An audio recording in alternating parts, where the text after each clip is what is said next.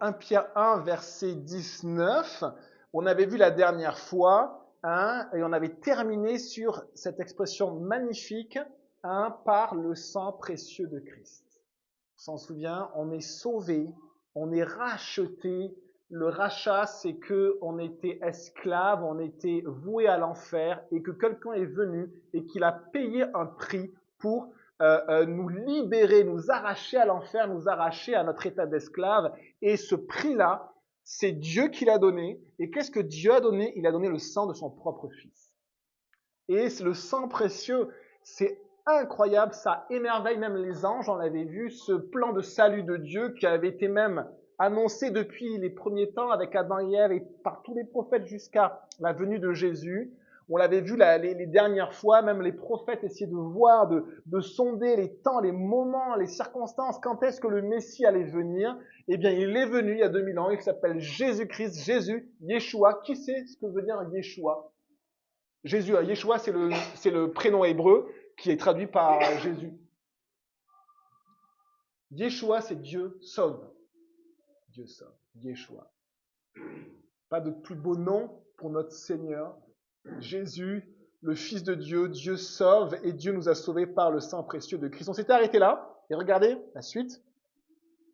Donc, mais par le sang précieux de Christ qui s'est sacrifié comme un agneau sans défaut et sans tache. Et là, c'est quelque chose, il y a 3 mots qui vont décrire notre Seigneur.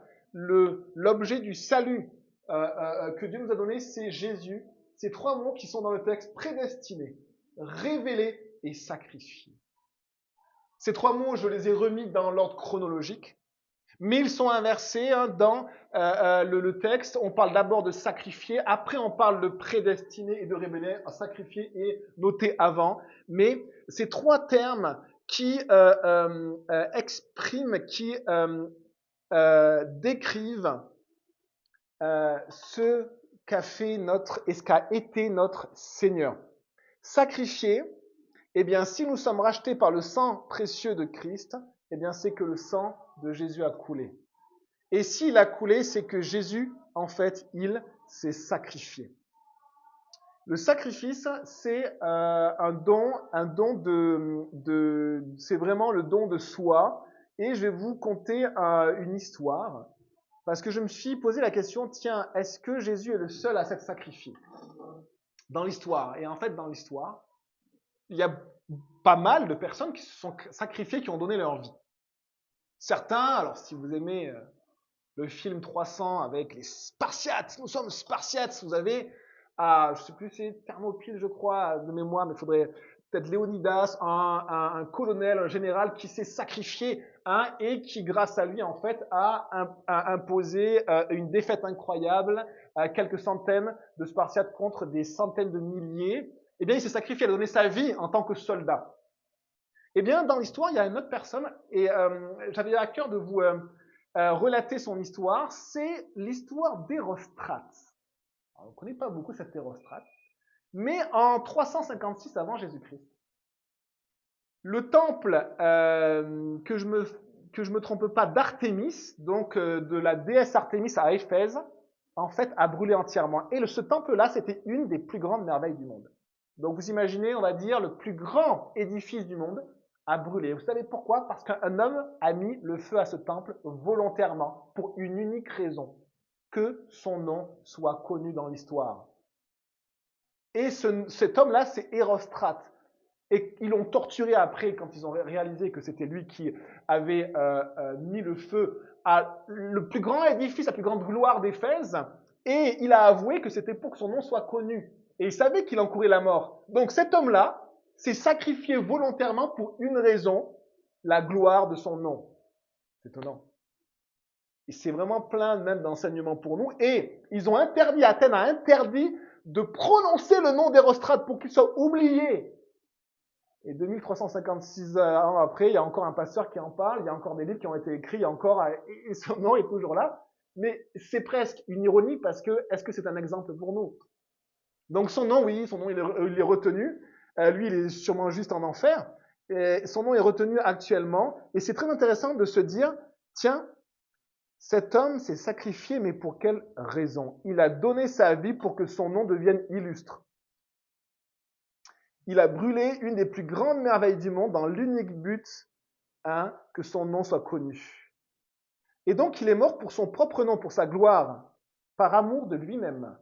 Il est mort par amour de lui-même. C'est intéressant de réaliser qu'il y a des gens qui ont été capables de mourir pour cela. Et donc, pour la vanité, ce qui est vain, c'est absolument vain ce qu'il a fait. Ça ne sert à rien, c'est du vent, mais il est mort pour cela. Et ça m'a fait poser cette question, est-ce que nous ne donnons pas aussi nos vies parfois pour ce qui est vain? Pour quelque chose qui ne dure pas, pour quelque chose de vraiment qui n'est pas solide et qui même presque qui manque d'intelligence.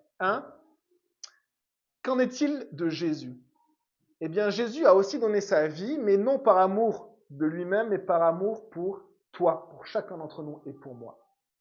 Quand on fait la comparaison entre ceux qui se sont sacrifiés dans l'histoire et Jésus, on est juste époustouflé par le sacrifice de Jésus. Il s'est donné entièrement lui-même. C'est un sacrifice entier.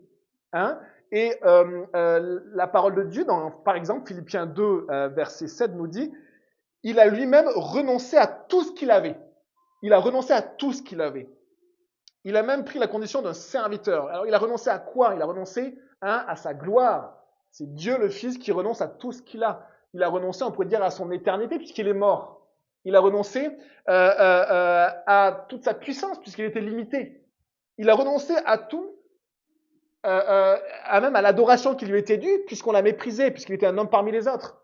Il a renoncé à tout ce qu'il avait. Alors que Érostrate, lui, il a donné sa vie pour obtenir la gloire. Et lui, Jésus, il a fait le contraire, il a donné sa gloire. Un renoncement entier. On voit que le sacrifice de Jésus aussi, c'est un sacrifice qui est marqué par une humilité totale.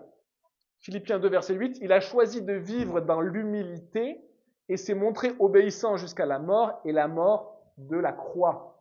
Mourir, c'est une chose. Mourir dans son lit, c'est une chose. Mourir crucifié, c'en est une autre. Mourir crucifié, c'est mourir torturé. C'est mourir par épuisement et par asphyxie. C'est mourir en fait dans des souffrances odieuses. Et on a même un psaume qui en parle de ces souffrances de la croix prophétiquement et qui dit mon palais est desséché, mon cœur fond comme de la cire. C'est exactement ce que vivaient les suppliciés crucifiés. Jésus est mort comme cela. Un sacrifice entier, un sacrifice humble et un sacrifice par amour. Et je me suis dit aussi, vous savez qu'aujourd'hui on tue par amour. Vous savez comment on appelle ces crimes quand on tue par amour? Les crimes passionnels. On tue par amour, mais souvent par jalousie, c'est-à-dire qu'on aime quelqu'un, et parce que l'amour de notre vie nous a trahis, on devient fou et on est capable de tuer la personne. Ça s'appelle un crime passionnel. D'accord? Eh bien, Jésus n'a pas commis un meurtre passionnel, mais un sacrifice passionnel. C'est-à-dire que Jésus a donné sa vie pour nous. Il a accepté qu'on le tue lui-même parce qu'il nous aime passionnément. Il nous aime entièrement. Jésus m'a aimé à tel point qu'il s'est donné sur la croix pour moi à ma place. À cause de son amour fou pour moi, il s'est sacrifié. Pour que je ne vive pas la mort éternelle, il s'est sacrifié. Pour que je ne vive pas le jugement éternel, que je n'aille pas en enfer, il s'est sacrifié. C'est très différent du sacrifice d'Érostrate. C'est très différent. Jésus s'est sacrifié pour toi et pour moi. Est-ce qu'il y a un pasteur qui a écrit l'amour fou, l'amour irrésistible de Dieu, Crazy Love, pour dire à quel point Dieu t'a aimé passionnément, à tel point qu'il a donné sa vie. D'autres pasteurs ont dit dans l'histoire de l'Église que si tu étais seul sur la terre, Jésus serait quand même venu pour mourir pour toi. Pour dire à quel point Dieu t'aime. C'est un amour fou, parce que c'est un amour qui perd tout. C'est-à-dire Jésus a tout perdu. Donc c'est un amour passionnel. Jésus nous aime passionnément. C'est un amour total. C'est pas un amour raisonné, c'est un amour entier pour moi, pour toi et pour chacun d'entre nous. Et donc on voit que Jésus, il a été sacrifié dans 1 Pierre 1, verset 19. Christ s'est sacrifié, il s'est donné sans rien attendre en retour. Il a donné absolument tout ce qu'il avait, il a renoncé à tout. Il s'est donné pour toi et pour moi. Il a tout donné jusqu'à sa vie et sa vie sur la croix. Et il faut que ça nous touche. Vous savez comment est venu à Christ Nicky Cruz, je ne sais pas si vous connaissez son témoignage. Ça date un petit peu maintenant dans les années, allez, je dirais 60, mais il faudrait vérifier. Il y a un chef de gang je ne sais plus si c'était à Harlem ou dans un quartier peut-être de New York, et qui était vraiment quelqu'un qui euh, était redouté partout. C'était un des gangs les plus violents. Il était dans l'immoralité et à un moment donné, il a décidé d'aller à l'église. Et donc, il y avait un pasteur en fait, qui officiait dans le quartier de ces gangs-là. Et il avait du courage, hein. Et tout d'un coup, il voit des gangs, en plus de gangs rivaux qui arrivent et qui s'assoient avec plein d'objets qui servaient à autre chose qu'adorer Dieu, hein, donc des couteaux, des chaînes, etc. Et il s'assoit, il se moque, etc. Et tout d'un coup, le pasteur commence à prêcher. Et il va simplement prêcher l'amour passionnel de Jésus, qui s'est sacrifié, qui a été crucifié, qui a eu même la chair déchiquetée, et qui a tout perdu, qui a tout souffert pour nous. Et à ce moment-là, ça c'est la grâce de Dieu, ce gars-là s'est levé complètement brisé, et il a abandonné ses armes, et il a donné sa vie à Jésus. Et cet homme s'appelle Nicky Cruz, et il va passer sa vie à annoncer au monde entier que Jésus est vivant et qu'il veut te sauver. Ça va devenir un des grands évangélistes jusqu'à aujourd'hui, Nicky Cruz. Vous avez encore ces témoignages sur Internet. Et, et en fait, c'est Jésus sacrifié pour moi qui l'a touché. Il s'est dit, mais comment on peut aimer à ce point-là? Il m'a aimé moi. Et du coup, il a donné sa vie à Jésus. Et regardez comment il est décrit, le Seigneur, notre Seigneur Dieu, qui mérite toute adoration de nos vies et de nos cœurs. Il est dit, il s'est sacrifié comme un agneau, sans défaut et sans tâche. Alors, on n'est plus trop dans des domaines souvent, peut-être un peu, on peut l'être à côté de Bourges, mais ruraux, il n'y a pas beaucoup d'élevage autour de Bourges, même s'il y en a. J'ai une partie de ma famille qui sont des éleveurs. Et non, c'était plutôt des bovins, mais ici, en fait, on a un agneau. Ben, si vous avez vu un agneau, c'est pas l'image d'un animal qui est violent et agressif. L'agneau, c'est vraiment l'image de l'animal absolument innocent, qui est tellement doux, et c'est comme un petit chiot, on a juste envie d'aller le caresser. C'est magnifique un agneau. C'est-à-dire qu'un agneau ne ferait pas de mal à une mouche, c'est vraiment le cas de le dire. Un agneau, c'est très très simple. Si vous voulez avoir un bon civet à midi, vous le prenez, il n'y a pas de résistance, vous le tuez, vous le préparez. Et un agneau, c'est sans défense. Et Jésus est décrit comme un agneau. Et à l'époque, jusqu'à la venue de Jésus, on sacrifiait des agneaux, c'est-à-dire des animaux innocents, à la place de nous-mêmes. Dieu détestait le sacrifice humain, mais il y avait besoin d'un sacrifice pour le péché, parce que nous sommes pécheurs. Et il y a besoin que la justice soit appliquée sur la terre pour qu'on puisse aller à Dieu. Et donc cette justice, elle n'était pas appliquée sur l'homme, elle était appliquée sur une victime innocente, à ma place. Et donc l'agneau, il ne méritait pas de mourir, mais il était mort à ma place.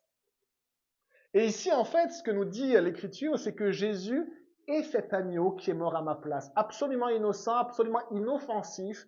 Et si vous connaissez les évangiles, souvenez-vous de la manière dont Jésus a été arrêté. Il a été arrêté avec une facilité déconcertante. Judas est arrivé, ils avaient un groupe armé à côté, Jésus n'a même pas fui, Jésus a vu Judas, et qu'est-ce qu'il a fait? Il allait le voir, et Judas l'a embrassé, c'était le signe pour dire c'est lui, saisissez-vous de lui. Et Jésus l'a embrassé, bonjour mon frère, pourquoi tu es ici? Qu'est-ce que tu fais? Et ils l'ont arrêté. Et on voit avec quelle facilité déconcertante, le Fils de Dieu s'est livré lui-même. Il s'est livré lui-même. Il ne s'est pas caché, il n'a pas fui, il s'est livré lui-même. Et alors, comme un agneau, mais regardez ce qu'il a rajouté. Et ça vraiment, ça doit nous encourager parce qu'on rentre dans les caractères de l'être de Dieu. Le caractère de Dieu, c'est que c'est un agneau sans défaut et sans tache. Et comment Dieu peut pardonner le péché de l'homme? Comment il peut pardonner? En nous condamnant. En fait. Quelqu'un a commis un péché, il doit payer. Et rarement, je pense que ça n'existe pas dans notre justice actuelle. Imaginez un meurtrier, et puis quelqu'un arrive dans le procès et dit, bon allez, moi je vais payer à sa place, je vais aller en prison jusqu'à la fin de ma vie à la place de cet homme. Comme ce jeune là qui a poignardé en fait sa propre surveillante, qui va sûrement avoir 20 ans de prison, Et imaginez quelqu'un qui dit, bon, ok, il a commis quelque chose d'affreux, moi je vais payer à sa place. Ça n'existe pas, on ne peut pas le faire. Et Dieu a trouvé un moyen pour le faire. Mais ce moyen-là, c'est qu'il fallait que la personne qui se présente à la place de nous, de moi-même, il fallait que cette personne, du coup, ne soit pas condamnable. Sinon, son acte de substitution, de remplacer celui qui mérite la condamnation, en fait, aurait été absolument imparfait et n'aurait pas été approuvé de Dieu. Donc il fallait une personne qui vraiment mérite pas la condamnation et qui prenne la condamnation. Et donc il fallait une personne sans tâche.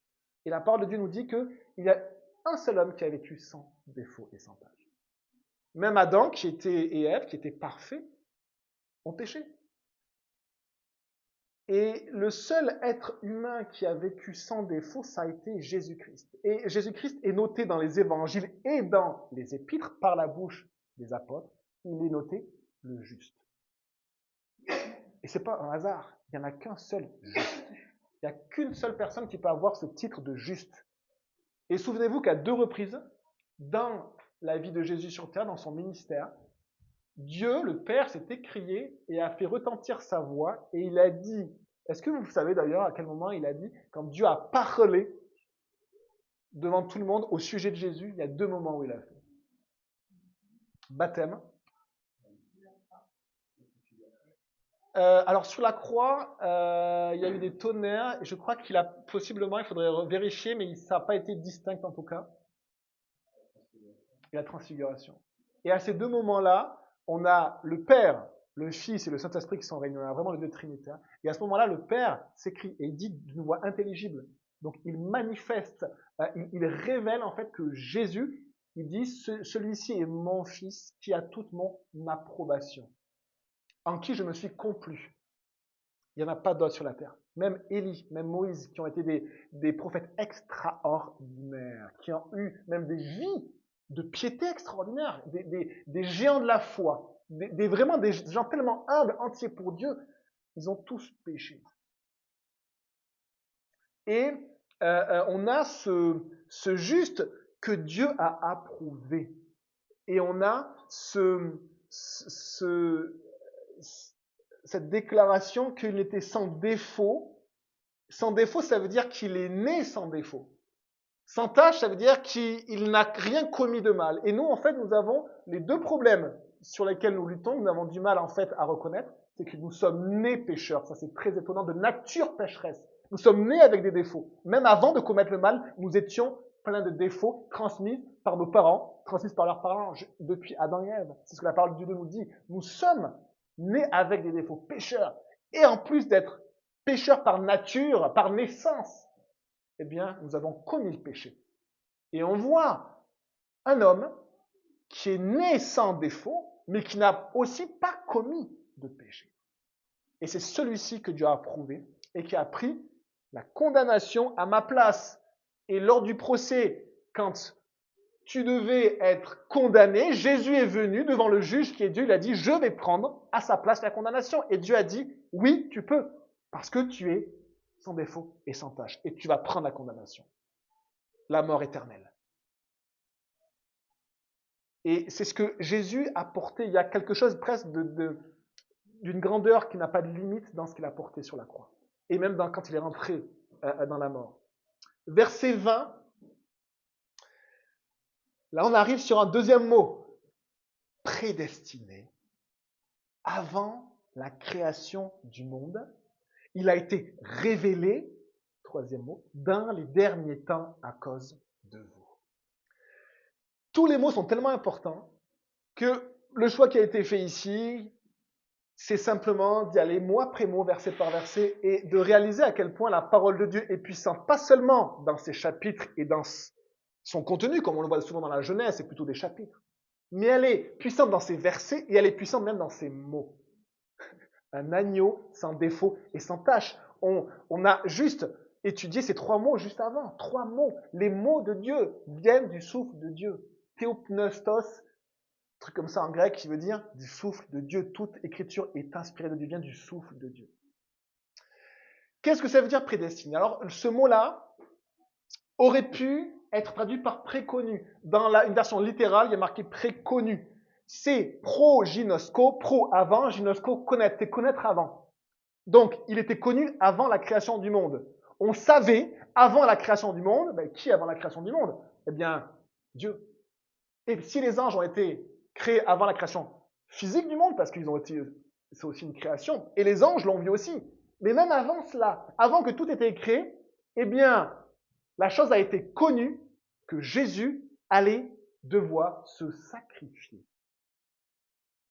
Le mot prédestiné, c'est un autre mot dans la parole de Dieu et qui veut dire décider d'avance. Donc, je vous donne juste deux définitions. La prédestination, c'est le choix de Dieu. La prédestination, c'est le choix de Dieu. Ici, ce n'est pas le choix de Dieu, même si on peut le lier. C'est la préconnaissance, c'est la connaissance de Dieu avant toute chose. Qu'est-ce que ça signifie? Ça veut dire que le choix de la création, le choix de créer, Dieu a fait le choix de créer le monde. Eh bien, quand il a créé le monde, lui qui connaît les choses à l'avance, il voulait créer l'homme. Et il a fait le choix de créer l'homme. Un être à son image. Un être, c'est-à-dire qui était conscient, doté de pensée, doté d'émotions, avait la capacité d'aimer comme Dieu, et aussi libre comme Dieu. Et en créant un être conscient et libre, Dieu savait qu'à un moment donné, sa créature allait s'éloigner de lui et allait se rebeller. Et il savait du coup qu'elle allait être séparée de Dieu. Et Dieu savait qu'il allait vouloir sauver sa créature. Et on approche ici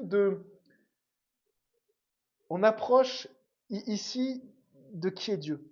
La prédestination, c'est un choix de Dieu, c'est Dieu qui choisit. C'est-à-dire, à un moment donné, il a choisi qu'un tel vive ceci, qu'un tel vive cela, il a choisi que le jeune vive de la souffrance. C'est ce que Dieu a choisi, c'est son choix. Mais ici, ça va un peu au-delà du choix, c'est-à-dire que la raison n'est pas simplement le choix de Dieu, mais la raison, c'est l'amour de Dieu. La raison ici, c'est qu'en créant les choses, Dieu a vu que s'il créait, eh bien, il allait y avoir la nécessité d'avoir un sacrifice sans tâche. Et donc la nécessité de venir lui-même en tant qu'homme. Et qu'est-ce que Dieu a fait? Il a quand même créé. Dieu a quand même créé. Ça veut dire que Dieu, quand il a créé, quand il a initié sa création et créé avec toute cette beauté incroyable que l'on voit, il savait que Jésus-Christ était condamné, préconnu dès avant la fondation du monde. Jésus savait quand le Père, le Fils et le Saint-Esprit ont créé l'univers, il savait qu'il allait devoir venir un jour pour se sacrifier. Et la raison de cela, c'est l'amour. Si Dieu était juste justice, si Dieu en fait était juste justice, qu'est-ce qui se serait passé? Il aurait créé l'univers, il aurait créé l'homme se serait rebellé contre lui et l'homme aurait été jugé. Et donc Dieu aurait préconnu le jugement. Mais là, Dieu a préconnu le sacrifice de son propre fils. Quand il a créé, au tout début, il a préconnu, il a quand même créé. Et là, on est proche de la grandeur de Dieu. 1 Corinthiens 13, verset 13 nous dit, maintenant, donc, ces trois choses demeurent, la foi, l'espérance et l'amour, mais la plus grande des trois, c'est l'amour. La raison, c'est l'amour de Dieu ici. Et un autre verset nous dit, dans ce même passage de 1 Corinthiens 13, aujourd'hui je connais en partie, mais alors je connaîtrai comme j'ai été connu. Je connaîtrai comme j'ai été connu. Et donc préconnu avant la fondation du monde, en créant l'univers et l'être humain, il savait d'avance qu'il allait envoyer son Fils dans le monde pour mourir pour nous. Est-ce que vous vous êtes dit cette expression « Ah, si j'avais su ». Si j'avais su, c'est très intéressant. Là, on est proche même de la nature de l'homme et de la nature de Dieu. Si j'avais su. Si j'avais su, j'aurais pas fait ça. J'ai parlé notamment à une personne qui avait un travail et qui m'a dit si j'avais su que ce travail allait demander autant de sacrifices, je ne l'aurais pas fait. Il y a même des pasteurs qui m'ont dit si j'avais su le poids que c'était, j'aurais pas accepté. Si j'avais su la souffrance que ça allait occasionner de me marier avec telle personne, je ne me serais pas marié avec telle personne. Si j'avais su, eh bien, écoutez juste une chose. Dieu a su, lui, à l'avance. Et il n'a pas dit, ah, si j'avais su, je ne l'aurais pas fait. Il a su à l'avance et il a quand même fait. il a maintenu son choix de créer et de créer l'homme. Et on lit à la suite, hein, il a été révélé dès les derniers temps à cause de vous. Troisième mot, donc on a vu sacrifié, on a vu prédestiné ou préconnu, et maintenant on voit révélé. Souvenons-nous que les anges et les prophètes ont plongé les regards avec émerveillement dans le plan de salut de Dieu. Et ce plan-là était déjà en action parce que Dieu savait. Et au moment où l'homme fait n'importe quoi, qu'il laisse de côté la parole de Dieu, qui transgresse la loi de Dieu en mangeant ce fruit défendu de la connaissance du bien et du mal, eh bien Dieu, juste après, il donne déjà un moyen de salut. C'est par ta descendance, Ève, que c'est qui il, c'est pas elle, c'est il, écrasera la tête du serpent. Et donc les prophètes et même les anges ont regardé ce plan-là et l'ont eu, ils l'ont vu. Dans toute l'histoire, les anges ont vu, dans toute l'histoire, et les prophètes, génération après génération, ont vu le plan de Dieu se dessiner jusqu'à la venue du Messie. Un événement total, et certains ont donné leur vie pour ce message. Et il y a marqué ceci, hein, qu'il a été révélé dans les derniers temps à cause de vous. Ça veut dire que l'accomplissement de ce salut, eh bien, il est pour nous aujourd'hui. Il est pour toi, il est pour moi aujourd'hui.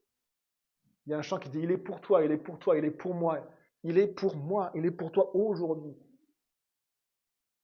Il est parlé, vous savez, des temps d'ignorance dans la parole de Dieu. C'est les temps avant la venue de Jésus, des temps où il y avait des peuples qui souffraient profondément, génération après génération, en soupirant devant ce qui était au-dessus d'eux, et ils n'avaient pas la connaissance.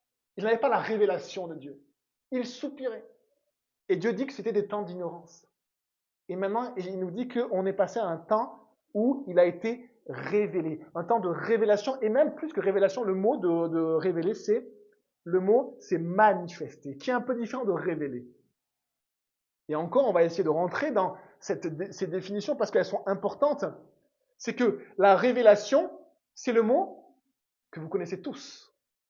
Apocalypse, apocalypsis. L'Apocalypse, c'est révélation. Donc, le dernier livre de la Bible, c'est révélation. Mais la révélation, c'est quoi? C'est quelque chose qui est donné, c'est une connaissance qui est donnée.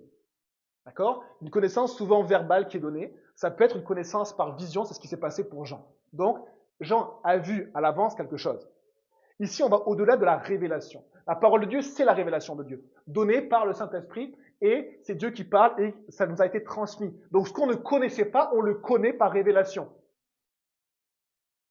Et on va voir qu'il y a différents temps dans l'histoire, parce qu'il est dit dans les derniers temps, il a été révélé dans les derniers temps. Ici, on va au-delà de la révélation, on va de la manifestation. Il a été manifesté. Qu'est-ce que ça veut dire? Ça veut dire qu'il a été révélé de manière visible. Ce n'est pas juste une connaissance, c'est une personne. Ce n'est pas juste une connaissance, c'est une personne. Et là, on arrive à ce que la révélation de Dieu donnée génération après génération depuis Adam et Ève, transmise par la lignée du peuple de Dieu jusqu'à nous, hein, par les Juifs qu'on honore, le peuple de Dieu, qui a encore une histoire avec Dieu à accomplir. Mais, eh bien, quand on a reçu tout cela, c'est la révélation transmise que Dieu avait donnée, la connaissance de Dieu, et à un moment donné, cette connaissance a été manifestée. C'est ce que nous dit Jean chapitre 1. Hein, et la parole a été faite chair, et nous l'avons vue au milieu de nous. C'est-à-dire que la révélation s'est manifestée. La révélation est devenue visible. La parole de Dieu. Parce que la connaissance de Dieu, on a pu la toucher, on a pu l'entendre, on a pu lui poser des questions. C'était Jésus-Christ manifesté. C'est juste fou. C'est incroyable. Dieu manifesté. Il a été manifesté dans les derniers temps. Et regardez ce qui est noté, c'est très très fort, à cause de vous. Alors le à cause d'eux, c'est au travers de vous. C'est-à-dire qu'on ne sait pas pourquoi, mais les générations, notre génération, fait partie des bénéficiaires de cette manifestation. Nous bénéficions de la manifestation et de la venue de Jésus-Christ. Manifesté. Et nous avons un verset qui est très beau.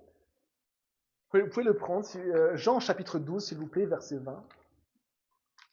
Et on espère que c'est vraiment ce qui est dans notre cœur à chacun. Vous pouvez prendre Jean chapitre 12, verset 20, s'il vous plaît.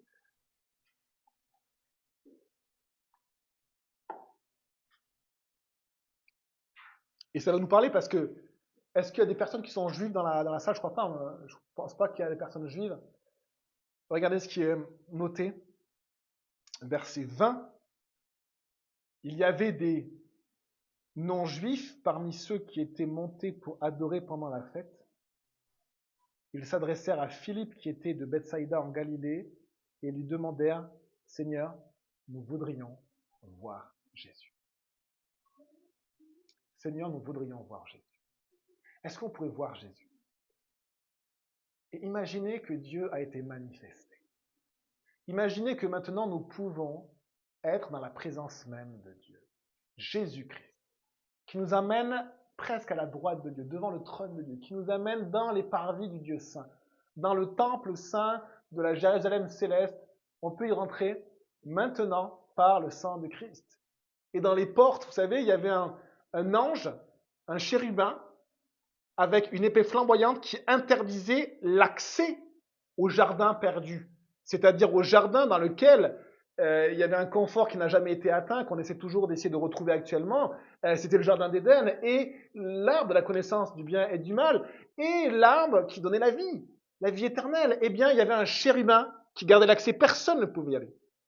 Les amis, maintenant, en allant à la Jérusalem céleste, nous pouvons frapper à la porte du palais de Dieu. Il y a des chérubins qui gardent encore cette porte-là. Et nous avons juste le sang de Jésus et nous avons accès. Et nous pouvons rentrer devant ces êtres glorieux et flamboyants qui ne laissent entrer personne depuis le début parce que nous sommes pécheurs. Et nous pouvons aller devant Dieu, devant le trône de Dieu et l'adorer. Et nous pouvons aller devant le trône de Dieu et l'adorer. Dieu s'est manifesté. Est-ce que c'est ce qui est dans notre cœur le plus fort, le plus cher? Nous voulons voir Jésus. Dans nos vies chaque jour, Jésus, je veux te voir. Je veux vivre avec toi. Je veux être dans ta présence. Il est la révélation manifestée de Dieu. Et maintenant, on regarde ces termes dans les derniers temps. Dans les derniers temps, eh bien, signifie qu'il y a plusieurs temps. Alors là, je vais faire un petit peu également d'étymologie. Et vous avez vu, on a vu ce que signifiait le mot Apocalypse. Et est-ce que vous savez comment s'appelle l'étude de la fin des temps dans la Bible? Un mot un peu barbare. Non? L'eschatologie, vous avez jamais entendu? Bien, l'eschatologie, eschatos, c'est le mot qui veut dire dernier, c'est exactement le mot qui est utilisé. Les derniers temps, eschatos, chronos. Eschatos, c'est la fin, le dernier. Et donc l'eschatologie, logie, c'est l'étude de la fin, l'étude de ce qui est en dernier. Donc ça veut dire dernier, ce qui est en dernier, et là ce sont les derniers temps. Et ça veut dire qu'il y a plusieurs temps, il y a des derniers temps. Et même, il n'est pas dit le dernier temps, mais les derniers temps. Ça veut dire que nous vivons la dernière période de l'humanité qui a plusieurs temps également. Et il y a plusieurs temps, ça veut dire qu'ils sont déjà passés. Et quels sont ces temps qui sont passés? Eh bien, on les a, hein, on a le temps du jardin d'Éden. C'est un temps particulier, c'est un temps où l'homme n'était pas encore pécheur. C'est un temps qui était particulier, qui est passé. Après, on a la chute qui a inauguré un autre temps, mais où Dieu a parlé à Adam et Ève. Et il a dit à Adam et Ève, voilà ce qui s'est passé, vous serez exclus du jardin, mais un jour viendra celui qui écrasera la tête du serpent. Et donc Dieu s'est révélé et ça a introduit un nouveau temps. Et à un moment donné, vous savez qu'il y a eu le déluge. Et donc le temps avant le déluge et le temps après le déluge est complètement différent. Notamment aussi presque au niveau atmosphérique. Il ne pleuvait pas avant, on sait qu'il a plu après. Même il y a eu de l'eau qui est descendue même de l'atmosphère, qui était sûrement autour de la Terre avant. Et du coup maintenant, en fait, on a même une autre Terre. Un peu comme si vous aviez une planète avec des anneaux, et à un moment donné, les anneaux, en fait, viennent en fait carrément s'écraser sur la Terre. C'est-à-dire qu'il y avait un temps avant, un temps après. Et donc, quand il s'est passé le déluge, qu'est-ce que Dieu a fait? Il a choisi Noé. Il a choisi Noé et il lui a donné sa révélation. Quand il est sorti de l'arche, il a donné l'arc-en-ciel. Et on sait que c'est un autre temps. D'ailleurs, on appelle le temps d'avant le déluge le temps ancien, l'ancien monde qui est passé. Et après, quand il y a eu Noé, eh bien, il y a eu un temps, mais un temps aussi énormément marqué par l'ignorance.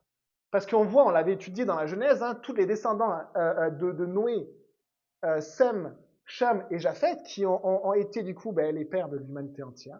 Nous sommes tous issus soit de Sem, de Cham, de Japheth, tous de Noé. Eh bien, qu'est-ce qui s'est passé? On voit que ça a donné des peuples qui ne connaissent pas Dieu, un temps comme d'ignorance. Et à un moment donné, Dieu a appelé Abraham. Il a appelé Abraham, il s'est révélé à lui. Et même, il dit, hein, vos pères qui adoraient des idoles avant, en Mésopotamie. Ça veut dire que peut-être qu'il fait partie d'une lignée qui était croyante avant, mais qui avait oublié Dieu. Et il appelle Abraham. Et à un moment donné, il lui donne une alliance. Et donc, on a bien un temps avant Abraham et un temps après Abraham. Et après, avec Abraham et les patriarches, à un moment donné, on a Moïse. Et Moïse, là, on va même plus loin, c'est qu'on a le temps même de la nation juive. Et on a ce temps, et ce sont des temps différents dans la parole de Dieu que l'on voit. Et ces temps qui, finalement, ce dernier temps de Moïse, le temps de l'alliance, qui s'achève avec Jésus. Et Jésus a marqué le début d'un nouveau temps. Et c'est le temps de l'Église. Aujourd'hui, nous vivons le temps de l'Église. Le temps de l'Église fait partie de ces derniers temps. Mais il y a d'autres temps. Et je vous les lis notamment. Il y a des temps qui ne sont pas encore accomplis, qu'on lit notamment dans Actes. Je retrouve juste ça.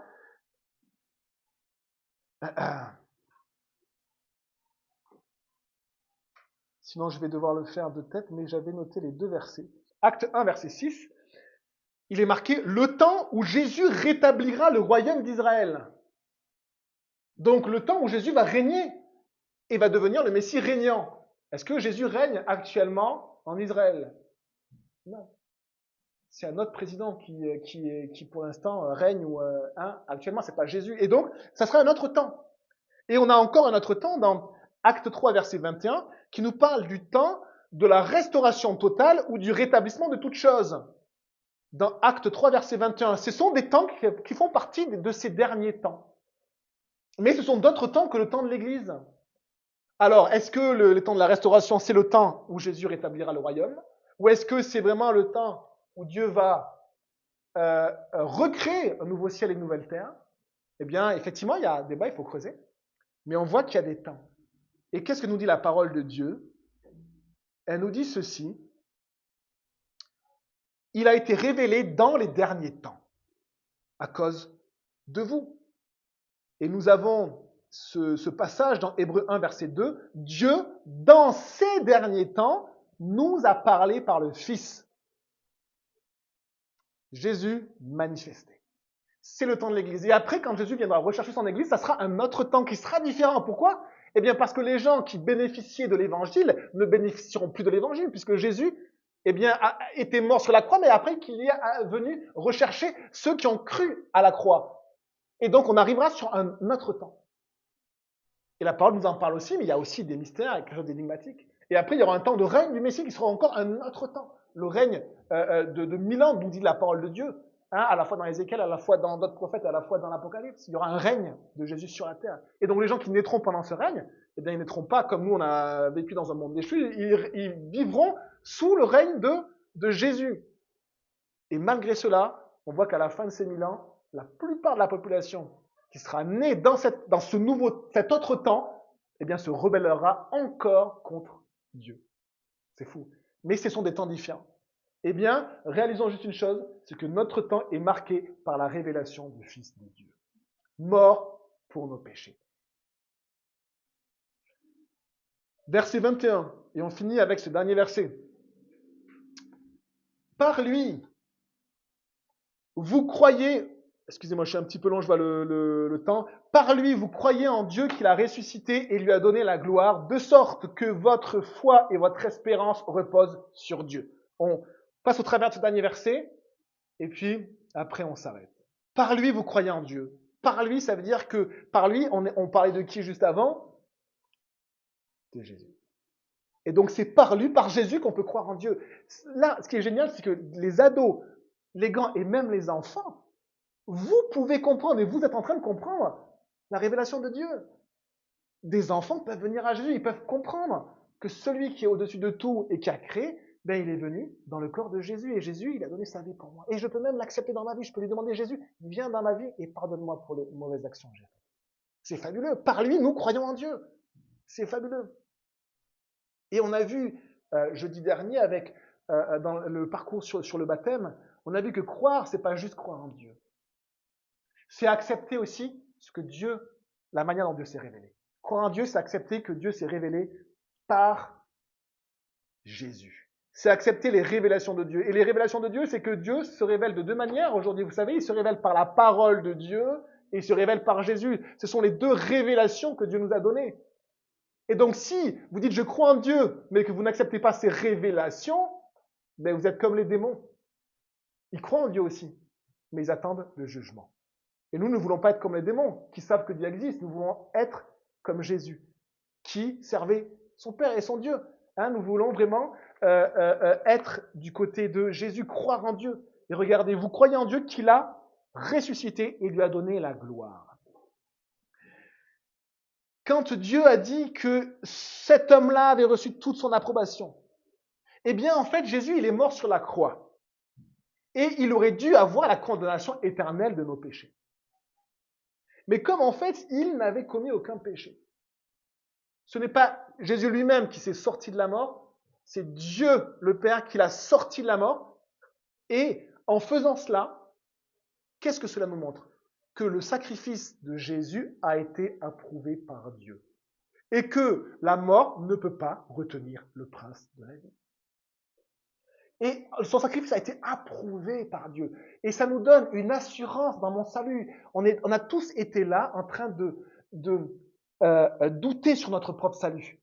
Mais quand on réalise que le salut ne vient pas de moi, mais vient de Jésus, et que Dieu a approuvé ce que Jésus a fait, ça me donne une assurance. Et je peux vraiment m'enraciner dans ce que Jésus a fait. Et je peux grandir et devenir de plus en plus solide. Et au lieu de faire une vie chrétienne en yo-yo comme ça, bien petit à petit, je comprends que la vie chrétienne, c'est un chemin qui avance et qui grandit et qui avance vers Dieu. Plutôt que de faire toujours des hauts et des bas. Parce que c'est fondé en Dieu, c'est fondé sur le fait que Dieu a accepté ce que Jésus a fait. Et donc, j'ai plus à douter, à me dire, est-ce qu'il va m'accepter? Est-ce qu'il va m'accepter? Est-ce que vraiment je crois? Est-ce que vraiment je crois? Si tu as mis ta confiance en Jésus, il n'y a aucun doute à avoir parce que Dieu a accepté Jésus entièrement. Et donc, la seule chose qui apporte de l'assurance dans ma vie, c'est simplement, ouais, je vais faire confiance à Jésus. Je vais faire confiance en Jésus. Et ne t'inquiète pas parce que Jésus, si tu es caché en Jésus, rien ne peut t'arriver. Des épreuves, oui, mais jamais la mort éternelle. Tu es caché en Dieu et tu iras dans la maison de Dieu et une place t'est réservée. Il a ressuscité et regardez, il lui a donné la gloire. La gloire, c'est quoi? C'est une récompense. La gloire, c'est celui qui a vaincu, il a la gloire. Celui qui a vaincu, il a la couronne de gloire. Celui qui a vaincu, on va lui donner des biens. Et qu'est-ce que Jésus a reçu? Ou plutôt, pourquoi il a vaincu? Parce qu'il a vaincu la mort. Il a vaincu Satan et il a vaincu le péché de l'homme. Et donc, il est victorieux. Et qu'est-ce que fait Dieu? Eh bien, il lui donne des récompenses. Et quelle est la récompense que Dieu lui donne? Et là, c'est très étonnant. Dieu donne à Jésus toute sa gloire. Et c'est pour ça qu'un jour, on se retrouvera devant Jésus. Et c'est devant Jésus que toute langue, tout peuple, toute nation se prosternera devant lui, devant l'agneau immolé. Tout le monde. Parce qu'il a reçu la gloire de Dieu. Il est vainqueur. Il est Seigneur. Ça nous amène dans l'adoration, ça. Ça nous amène vraiment dans l'adoration de dire Seigneur, j'attends ce moment, je veux être devant toi et être parmi ces gens qui s'agenouillent pas par force, mais par envie. On veut courir devant le Seigneur et dire à lui soit la gloire pour toute l'éternité. Celui qui a été sacrifié, immolé, celui qui était, qui est, qui vient, notre Seigneur, notre Sauveur, le Fils de Dieu. De sorte que, et on finit avec ça, et c'est magnifique, que votre foi et votre espérance reposent sur Dieu. Et j'espère que ça va consolider et enraciner votre foi ce matin.